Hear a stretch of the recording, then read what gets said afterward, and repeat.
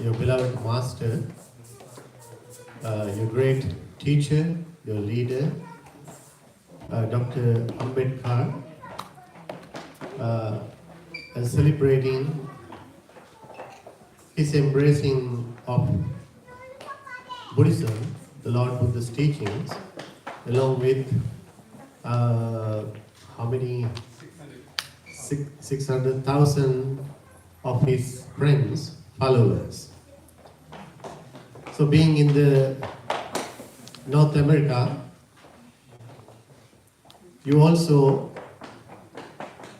being a very united Dhamma friends together, you gathered here to celebrate this special occasion in the true human history, especially in the Indian history.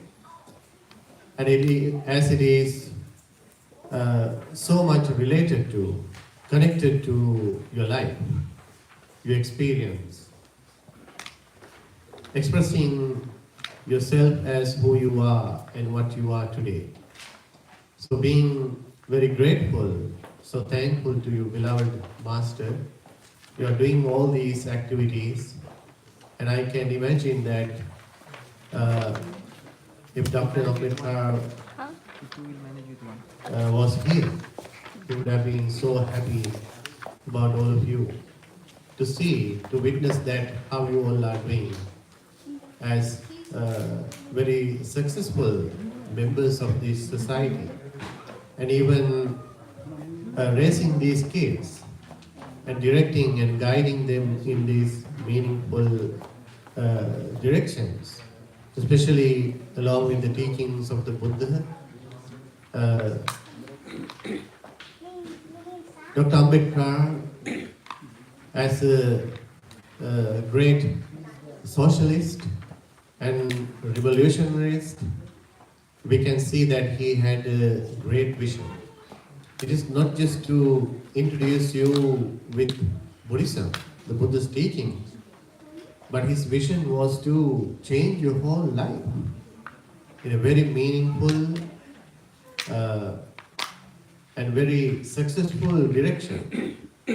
So therefore, as I can hear, as I can see through your practice throughout these years, it is very interesting that Dr. Ambedkar wanted you to look at your life in a broad sense, not just to become spiritual friends, but he really focused about how you're supposed to succeed in every aspect of your life, right? Getting good education and helping each other to become very healthy and become very intellectual, educated people, and top of all these things, to be united with each and everybody, and also to maintain this universal friendship, helping each other, taking care of each other, regardless of any discriminations. This is such a wonderful, broad vision. So this is what we need to really admire, acknowledge, and pay our respect for your great master for giving this great vision. So this is exactly in line with the Buddha's great teachings. As this is the Dhammacakkappavattana day, as you are celebrating, the Buddha's great teachings are all about managing our life. Managing our life. How to manage our life in the right way, in the right direction. So human life is so complex. Human life is not just one single line, as we can see, right? It's a very complex experience. So we are connected to so many things in our everyday life. So we all are social beings. That means we cannot live alone. We need to support each other. We need the love from others. We need the caring from others. We need others' concerns, others' attention. to be comfortable in this life, right? And the human life, therefore, is connected with so many things. We are connected to the nature, we are connected to our neighbors, our friends, and also we are, as a spiritual, religious people, we have some meaningful aspects to our life, to look at everything in a different angle, in a very meaningful way, especially shaping our thinking, our cognitive skills, even to think beyond what we can see. Especially to understand that we all are in a journey, that this is not the first and the last birth or life for us. We have to continue this journey, right? So it is to learn how to take that responsibility for our journey, our experience in this process. So when you think about that, what we do, what we speak, what we think in our mind really matter. They eventually bring us the consequences to us, physically, mentally, emotionally, and spiritually. So that way, when you think about this life and the samsara we call, we learn how to take that responsibility for us. We learn how to take that responsibility very seriously. So that really shapes our behavior. It gives us a vision how to live in this life. Knowing that what I do, what I think, what I speak in this life really matters for my rebirth, for my next life. As we all try to be highly successful in this life in every aspect, we all need to think about our next life also. So if you live a better life, peaceful life, based on all these positive, good qualities that are taught in the Dhamma, we all will be rewarded by our positive karmas, getting a positive rebirth. So when you think about that rebirth process, it really gives us an idea how to live in this life, how we should engage our life, what should be our main goals in life, and what we should understand the most important thing in our life. This kind of thinking, our concerns really become very meaningful and different. And also, we all are connected with our society. As I mentioned earlier, that we are not living alone. We all have a society. We cannot just think about ourselves. Some people are being so selfish, self-centered. They don't care about others. They don't think about their responsibilities towards others. So when you have that aspect, when you have that concern that you are not alone, you have a society, you always try to engage yourself, and that is where even you initiate engaging yourself in the positive actions of helping others, being very sensitive to others, what others felt, what others are feeling, what others are going through in their life. So becoming so sensitive to them, you want to help them get out of miseries, problems, negativities, and help them in getting succeeded in their life, right? So this is exactly what your great guru, master, Dr. Ambedkar did for you. Can you imagine if he just thought about himself? Right? This is the broad thinking. This is the idea or thinking of a bodhisattva we call. They can sacrifice anything for the happiness of others. This is exactly what we can see in him, right? He dedicated so many things. He dedicated so much for the benefit of many. So this is the line of thinking we really appreciate in the teachings of the Buddha. So in that way, we become very broad. When we come out of our small worlds of ourselves, whenever you begin to think about the next person who is sitting next to you, this is the process of broadening yourself. So according to the Buddha's teachings, we learn that through the practice of loving kindness, compassion, appreciating joy and equanimity, we gradually broaden ourselves. We begin to think big. We think bigger. So this is how we really need to evolve in this process. So therefore, as I mentioned earlier, the Buddha's entire teachings are all about managing our life in that way. Not just to focus on one aspect of our life, right?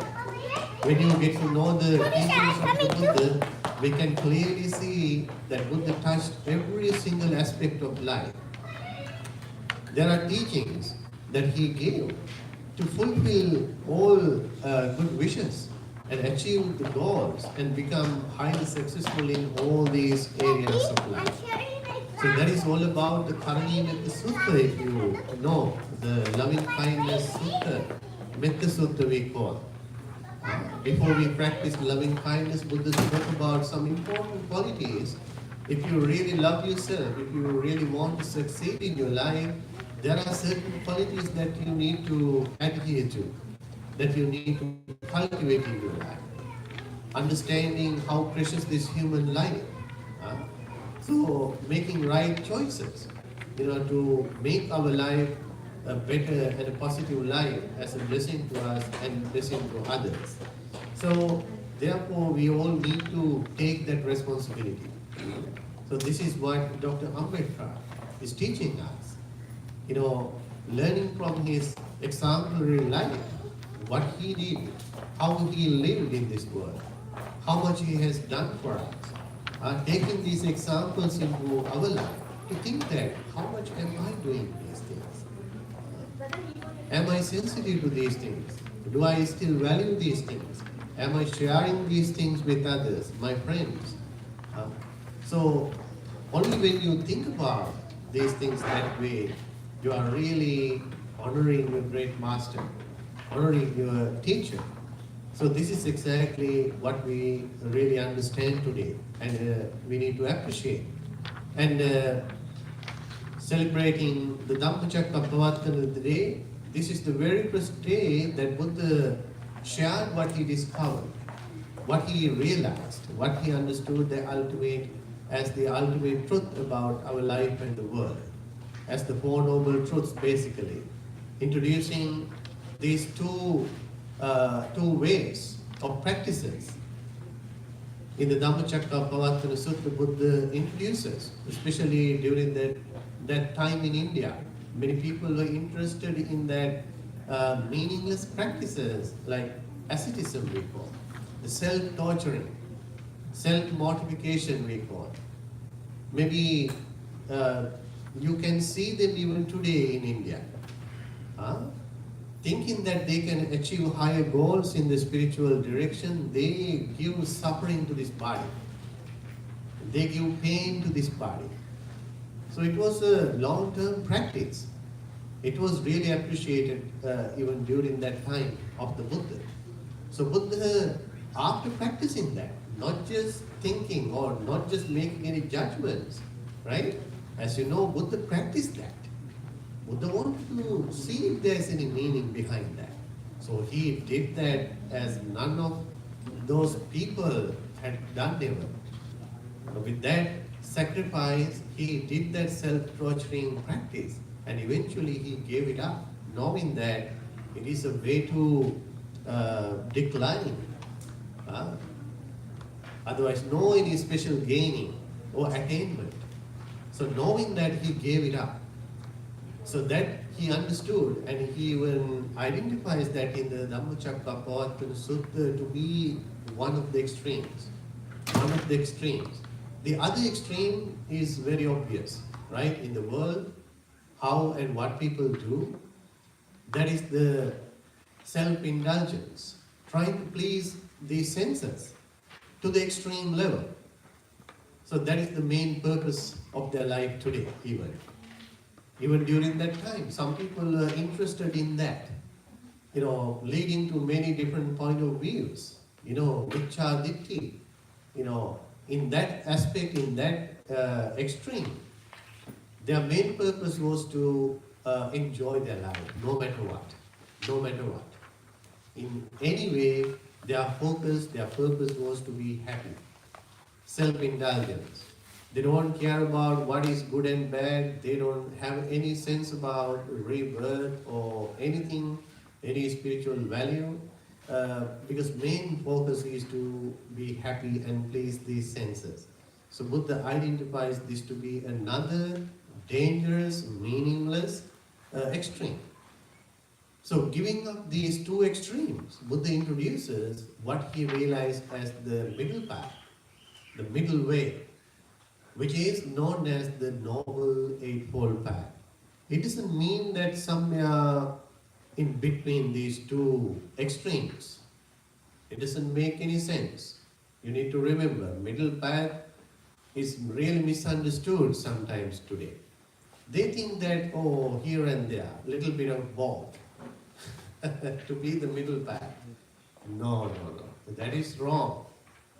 That means when you think about right and wrong, or good or bad, then middle path should be a little bit of good and a little bit of bad, and in between.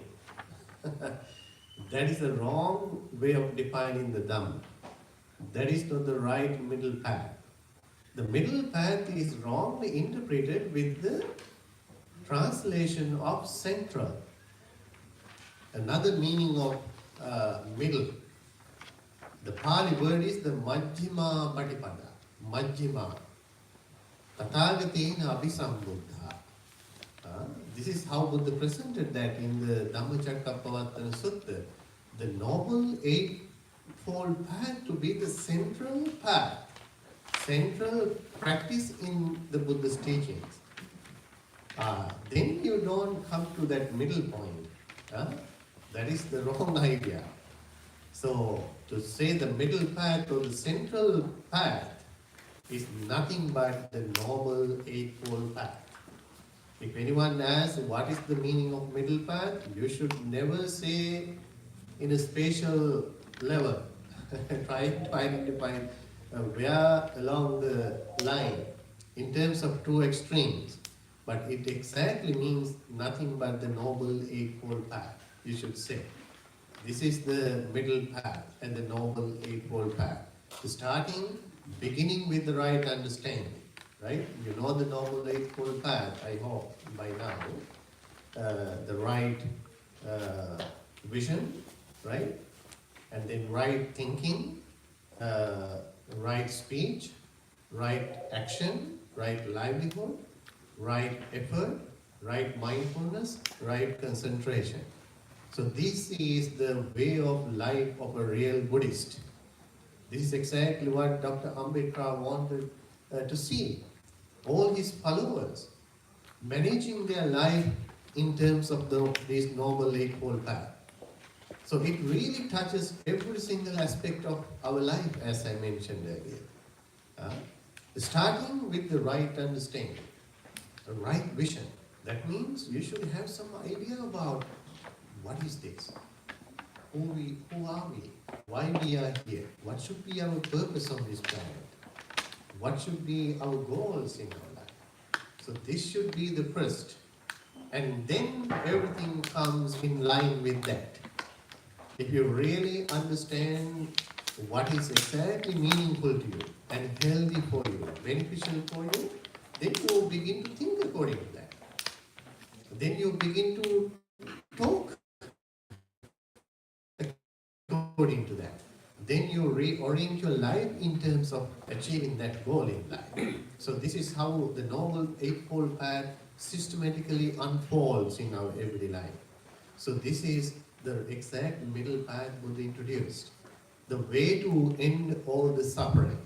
To end all the suffering and become free from suffering. And to experience the real happiness and peace. So this is what Buddha really presented in the very first discourse, the Dhammacakkappavattana Sutta, on that full moon day to 5 ascetics. So therefore, this is the ultimate lesson. This is the ultimate message from the Buddha. that he had never heard before. This supreme knowledge arose in his mind. He discovered this truth to be the ultimate truth for everybody, all the time, regardless of any discrimination, even though you accept it or not. This is the uniqueness of the Buddha and the universality of the Buddha. The Buddha's teachings is not something that he created as his own, right? The Dhamma, which is the truth, the reality, is something that he really understood. He could see, hey, this is exactly what happens to us. This is what happens in this nature, in this universe, according to the universal laws, the laws of causes and conditions, the causality. And then he revealed that to the world. This is what we call the Dhamma. So Buddha said in his own words, even though I came or not, even though I teach this Dhamma to you or not, this universal truth is going to be there forever. It is going to be there forever. But in time, it can go away from our human understanding. This is exactly happening right now. The Buddha's teachings are very subtle, very supreme, very highly spiritual. But these things are hardly going with our corrupted mind, our negative emotions, a lot of hate and anger. So many people, that's why they don't get it. That's why most of the people cannot appreciate it, what Buddha taught to us. Because they are supreme, not easy, but so meaningful. That is the ultimate truth. But many people don't get it, right? But as a universal truth, this is what we need to understand. So Buddha especially mentioned that. Even though Buddha came or not, this universal truth is going to be there forever. But it's gradually going away from us, as we can see today. From the Buddha's time up to now, up to today, we can see even the Buddha's teachings are declining. Declining means it's going away from the human understanding, the human behavior, human appreciation, human practice. This is even the impermanent nature of even the Buddha's teaching. It doesn't mean that the truth is going to go away from anywhere, but it is there. It is going away only from our understanding. So there will be a moment, there will be a day, there will be a point that this Dhamma will completely be gone from the human understanding. So there will be a time that we may not even heard the word of the Buddha, word of the Dhamma, these teachings. So therefore we all are so fortunate. We all are so lucky to be born in this time where the Buddhist teachings are available. Even to grade these Dr. Ambedkar like great individuals, these Kalyana Mitras we call, Dhamma friends to us, to make our life better and meaningful. So therefore, as we celebrate this special occasion today, let us keep these good positive messages in our heart and mind. And we need to make our life very meaningful and be really sensitive to these spiritual human values and share them with all others for the benefit of others as we really manage our life according to the Buddha's teachings in all the areas. So I wish you all the best as you are celebrating your great master, the teacher, Dr. Ambedkar, as he welcomed, he embraced the Buddha's great teachings and introduced that to all his friends. Let us make a firm determination that we all really get in touch with the Buddha's teachings all the time, to see this positive transformation in our life and to live the dream that your teacher, your master wanted to see in your life, to make this happen in our life as a generation, as good friends, that we can really get united under the teachings of the Buddha. So I wish you all the best with all the blessings of the Noble Triple Gem, the Buddha, Dhamma and the Sangha. And let us even transfer the merits to. Dr. Ambedkar, today you accumulated lots of merits by coming to the temple, offering the Buddha Puja, chanting the Gathas, offering Sangha Dana, and practicing this great friendship, spiritual friendship with each and every one. So you all have accumulated lots of merits within your hearts and minds. So let us transfer all these merits to him.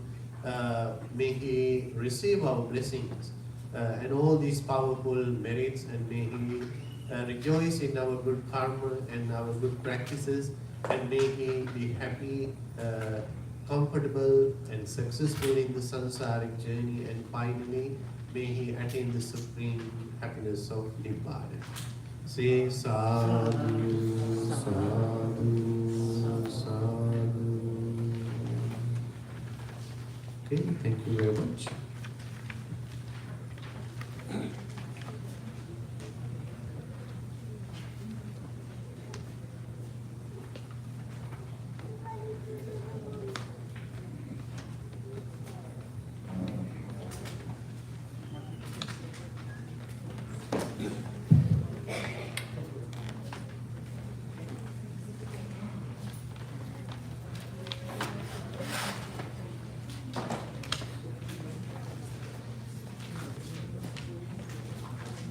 Hello.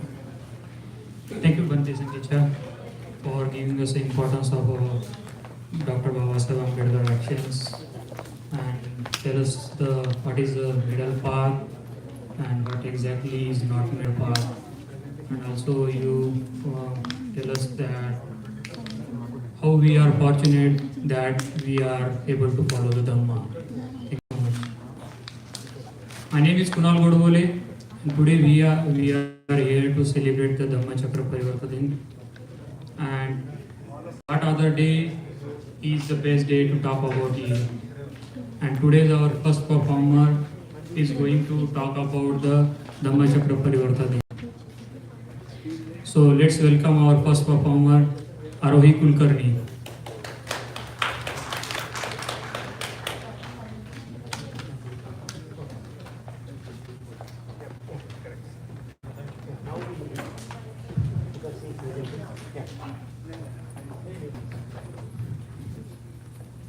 Jai Bhim and Namo Buddhaya. My name is Arohi Kulkarni, and today I'm going to be talking about Dhamma Chakra Parivartana.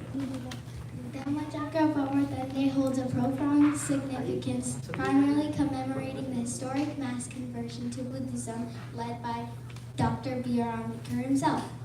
Here's a breakdown of its significance. Mass conversion. The day marks the occasion of October 14, 1956, when Dr. B.R. Ambedkar, with the chief architect of the Indian Constitution, renounced Hinduism and embraced Buddhism along with hundreds of thousands of his followers. The historic event took place at Diksha Bhumi in Nagpur, Maharashtra, which is now a major pilgrimage center for Buddhists. Number 2, social and political symbolism. Rejection of the caste system.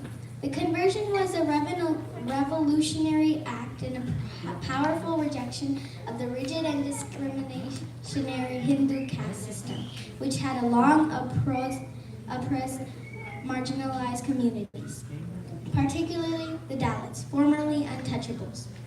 Struggle for equality and dignity. The day symbolizes the fight for social justice, equality, and human dignity. For Ambedkar and his followers, converting to Buddhism was a way to break free from the shackles of Hindu religion and reclaim their human personality by choosing a religion based on equality, liberty, and fraternity. Asserting identity. It represents a moment of self-assertion and the forging of a new, dignified, and rational identity for the community. Number 3, connection of Emperor Ashoka. The day is celebrated on or near Ashoka Vijayadashmi to deliberately link to the modern conversion movement with legacy and Emperor Ashoka the Great. Ashoka, who lived in 3rd century BCE, converted to Buddhism and became one of its greatest patrons, propagating the religion across India and the world. The day thus connects Dr. Ambedkar revival of Buddhism to its ancient royal patronage. In a sense, Dhammachakra Pravartan Day is a religious festival of a socio-political milestone and a symbol of emphasis and transformation that continues to inspire moments of social justice in India every year. Millions of Buddhists gather at Diksha Bhumi to commemorate the event, with thousands of people converting to Buddhism. Thank you, and Jai Bhim.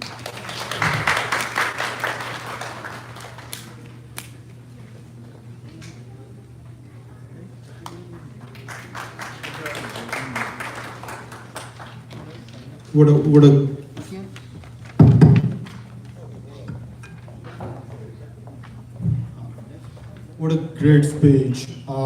You really structured the speech very well. That shows how much research you did before coming here, and really appreciate about that. Before going to our next performance, which is Ruhan Anshul Sontake, I would like to take a moment and provides a comprehensive framework for understanding our life and achieving spiritual freedom. They serve as universal guides for ethical living, emotional balance, and inner peace. By applying these teachings, individuals can transform their suffering into understanding and compassion, ultimately leading to enlightenment. Please welcome Ruhan Anshul Sontake to talk about Four Noble Truths.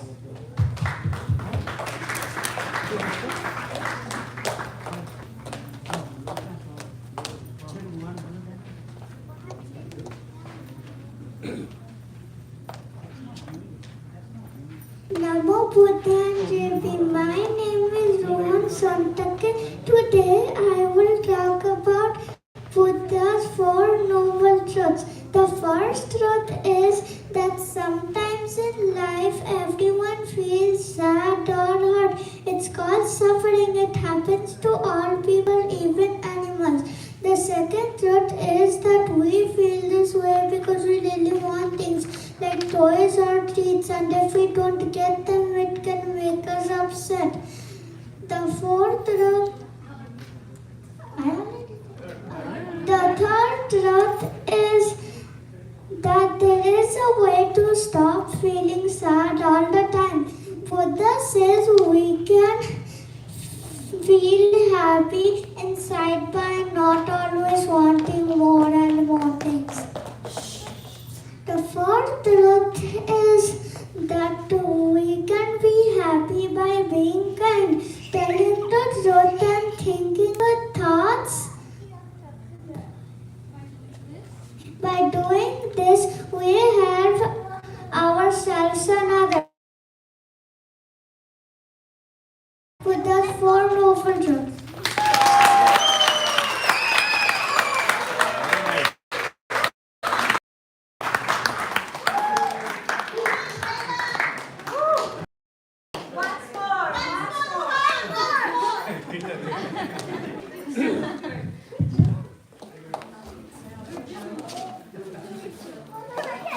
Thank you so much, Rohan, for the Four Noble Truths in few words and what energetic performance.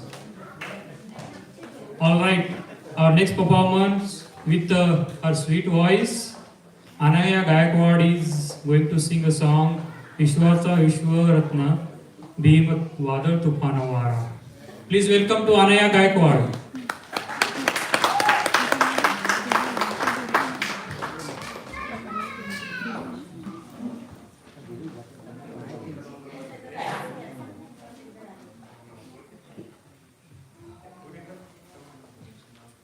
Vishwata Vishwaratna Dinavara Tufanavara Shukrichasara Himava Soledarara Akashat Latara Bhimavara Majapasa Chesasara Akashat Latara Bhimavara Majapasa Chesasara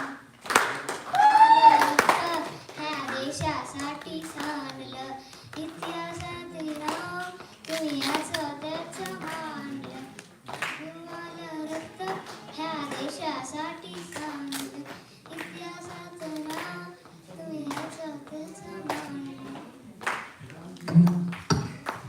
गांधीला वाचविले वाचा पुणेकरारा, दावीला बुद्ध धम्म शांतीचा दे किनारा, घटनेच्या शिल्पकारा, घटनेच्या शिल्पकार माझ्या बापाचा देश सारा, आकाशातला तारा तारा माझ्या बापाचा देश सारा.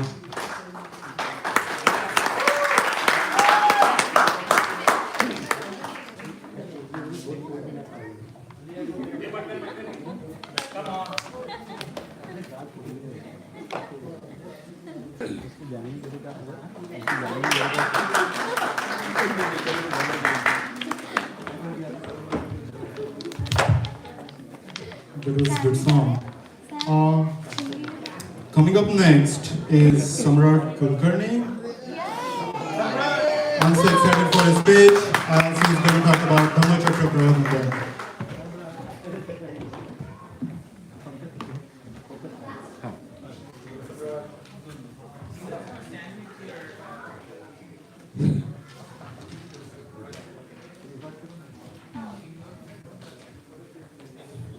JB में नमो Buddha. My name is Varanj Kulkarni and I'm 5 years old. Oh my God. Today we are celebrating a very special and important day called Dhammachakra Pravartana Day. What is this day all about? It is a day of freedom, equality and transformation. It honors Dr. B.R. Ambedkar, the day of conversion, a path to equality. Why is this celebration important for all of us, especially children? It teaches us equality. It teaches us to be brave. It teaches us who is Dhamma. Let us study hard, be kind to everyone, and work together. Thank you, JB.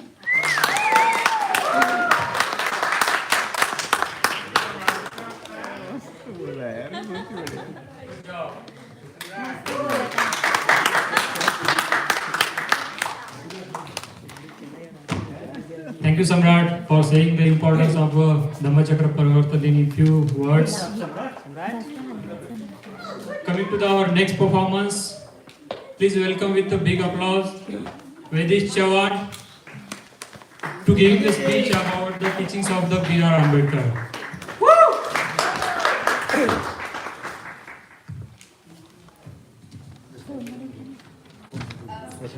Hello ladies and gentlemen, my name is Vedish Chauhan, here to celebrate Dhammachakra Pravartana Divas, a day that changed us forever. It's not just a day, it's the spark of equality and courage. Baba Sahib's vision is still relevant today and how we can keep his legacy alive. On 14th October 1956, in Diksha Bhumi, Nagpur, Dr. Baba Sahib Ambedkar led over 6 lakh people to embrace Buddhism. It was a revolt against casteism, reviving faith that faded in Ashoka's era. Timed with Vijay Dashmi, it marked Buddhism's rebirth as part of dignity. Born in a Dalit family but rising as a scholar and lawyer, Baba Sahib's story focuses on education and unity fights. He rejected Hindu caste system for making Buddhism his compassion, 22 vows and call of equality, liberty and fraternity. Today, India's progress might have removed casteism, but it still lingers somewhere. His ideas inspire global movement against discrimination and push for inclusive politics in India. To keep his legacy alive, we must send anti-casteist messages and spread Buddha's message. Treat everyone equally. As Baba Sahib said, educate, agitate, organize. Let's make that real. Jai Bhim.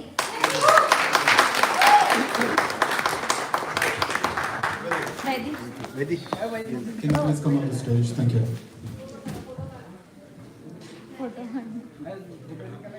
निकालना जल्दी.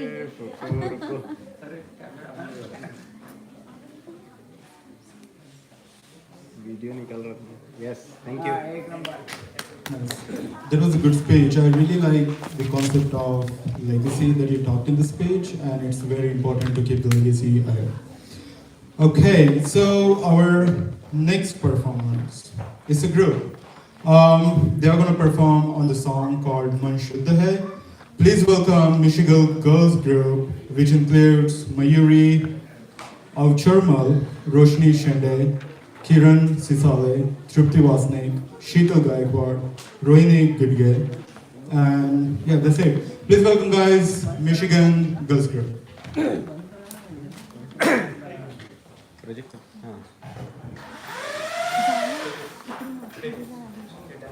इधर अंदर घूम लेना इधर से पीछे में ये यहाँ से पीछे सीधा ही दिखेगा तुमको